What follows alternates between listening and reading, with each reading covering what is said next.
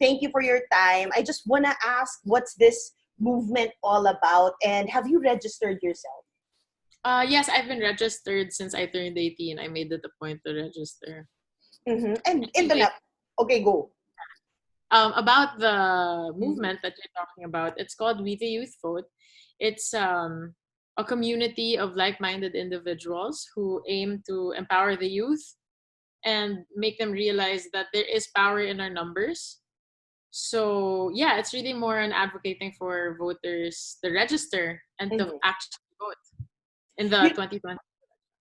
Yeah, sabi mo 18 pa lang, very responsible ka na. What made you open your eyes to this? Kasi hindi lahat ng 18-year-old, ako nag-volunteer ako nung college din ako. Pero it's not everyone who are like us to go out there because we always have a low turnout for younger people. But ikaw, sino ba nag-inspire sa'yo? Siguro my family. Kasi ever since I was growing up, at the dining table, the topics would always be about politics or business more than our personal or private lives. So siguro bata pa lang, it's something that I've already been not naman knowledgeable but aware of. Nice. So, yeah, when I turned 18, parang it just felt right. It felt like, this is our responsibility because foremost we are Filipinos. So parang it's not only our right, it's also our responsibility to do it. Of course. And sino-sino kayo rito? Sino-sino kayo ng mga friends mo na nag-isip na gawin nga natin to? Kasi alam mo, di ba sa States, hindi ka ba, sometimes doesn't it envy, don't you feel the envy that the celebrities get paid to say that they're voting, right? Kendall, all those social media personalities or celebrities at that. And you guys, ito parang own initiative nyo eh. Marami kami. You'd be surprised. Ang dami. As in, nakakatuwa to see. And it makes me so hopeful to see there are a lot of people who believe in the democracy of this country, and who believe in our right to suffrage. And that's super key for our future talaga. So, nakakatuwa. You'd be surprised, MJ. Ang dami namin. Gano kadami? Right now, mga 300-something. 350. Wow! Ang dami nga nun. That's really more than pa because sa lang yun, that's sa influencers, celebrities, doon pa lang yan, 300-something, 320.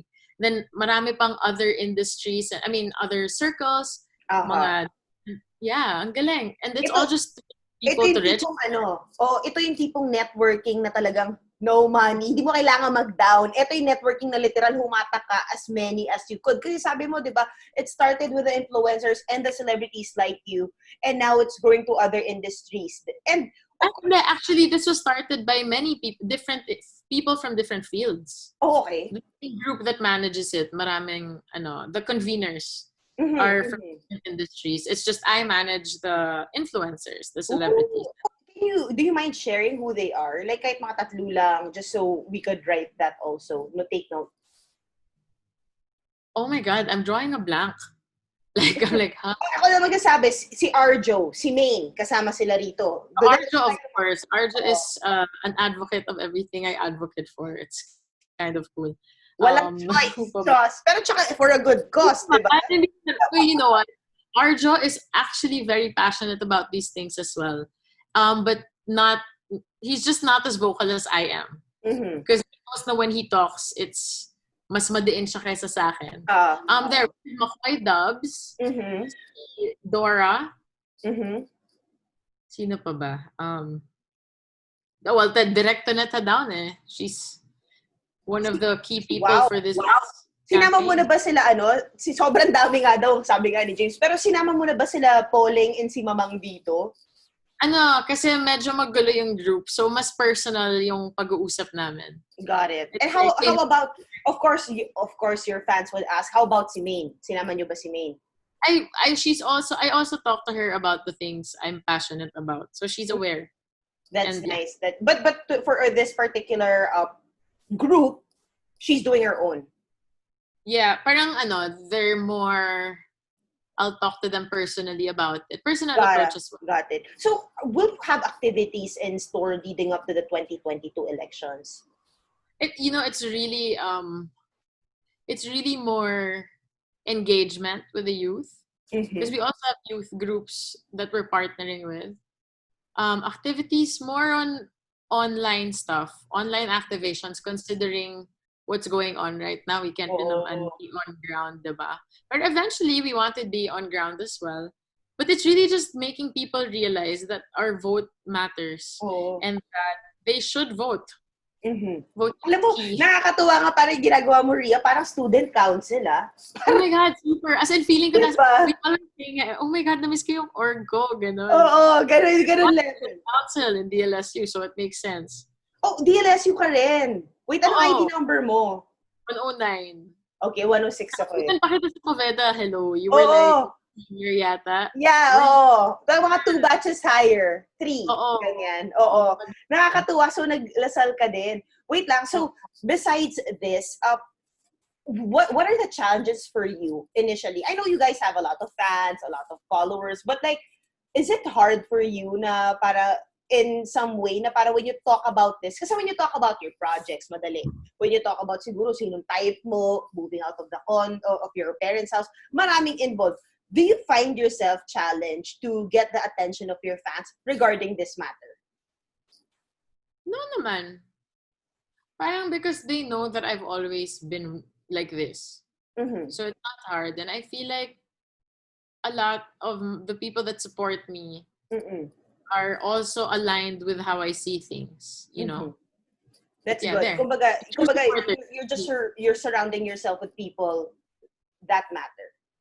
Yeah, of course. And wait lang. So, when to nag-start? I mean, just for the figures and the statistics of this, kailan to pinanganak? You know what? I don't even remember, pero matagal na. Basta in the midst of the pandemic din. Parang siguro mga July or July, June. Pero, yeah. Siyempre, of course, sabi mo, di ba, because of the future of the country, pero may influence din dito yung mga issues such as, of course, what they did to ABS-CBN, etc. Okay. When it comes to that, I think you have to separate my individual self from this because the movement really started just because of voting. That's really like there's no color to it. But I would assume that because voting is so important as well when it comes to all of that, siguro some people joined under the influence of that or because of that, you know. But the movement did not start out of anger or out of dissent. Nothing like that. It's really just because it is our right to vote and it is a responsibility to our country. And given the statistics before na, you know, the youth that registered hindi rin nakaboto or hindi rin sila nag-register, siguro mga basta there's like a small population lang of the demographic nung eligible to vote no na nag-register. So parang isn't that so disheartening? Tayo yung pinakamalaking sector. Tapos wala tayong ginagawa, di ba? Di ba sabi nila, the youth is the future of our country. O paano tayo magkaka-future kung yung youth walang ginagawa, di ba? That's true. So, so sana talagang makita ka namin na mag-speech na ganyan soon. Sana invite mo rin kami pag activities na kayo ng mga youth. And I'm sure mas madali sila sumali ngayon at wala na silang kawala dahil blended learning naman. Diba? I mean, I'm sure mas marami nang may tablet ngayon na makaka-access sa mga activities na. Sa September 15, meron kaming event for We the Youth Vote. It's a forum on Zoom with many people who will discuss why we should vote and why they choose to register or why we should register. Yeah. It's in our Facebook page. What's your foresight for this group in the next years to come, in the next elections to come? You know what? I just really hope makuha natin all together yung, you know, it's really just more youth na mag-register. And beyond registering, actually bumoto. Diba? So this isn't something this is a passion thing.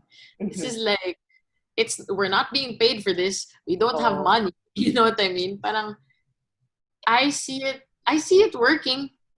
Yeah. And I'm hopeful for it. And I'm really hopeful because of it.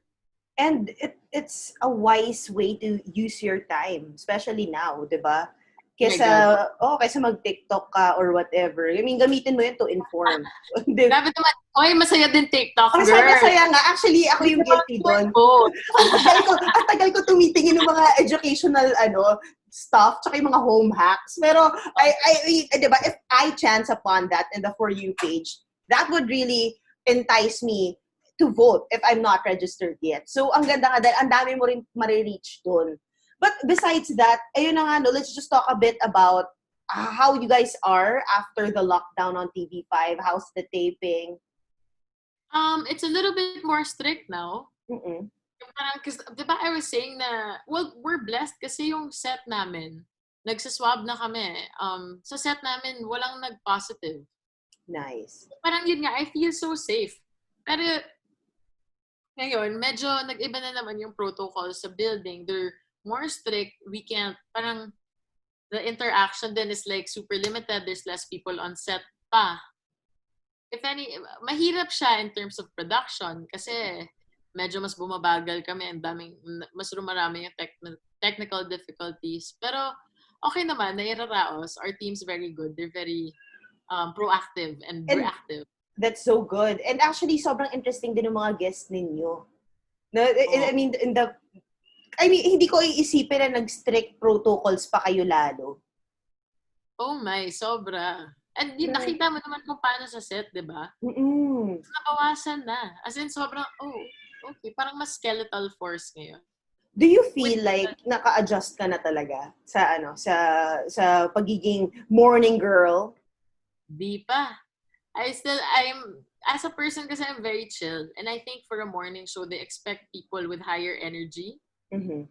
So but not everyone's like that. So okay rin yung blend mo, di ba? Just to balance it out. Maybe, I don't know. For me, I'm just being myself. And I'm still in the process of figuring out how myself fits into that whole mold. That's nice. Did your mom, nagka-critique pa ba yung mom mo sa'yo? Kasi sabi mo, she's tough, right? Still, she still messages every now and then. Mas in person na siya nagtatanong. Okay, that's good. Wait, thank you for your time, and congrats in advance. September 15, iko-contact ko ulit si James. Sana we can join that and we can watch you guys. Please. And can we ask permission if we could record it or you'll send it? O kung ano man.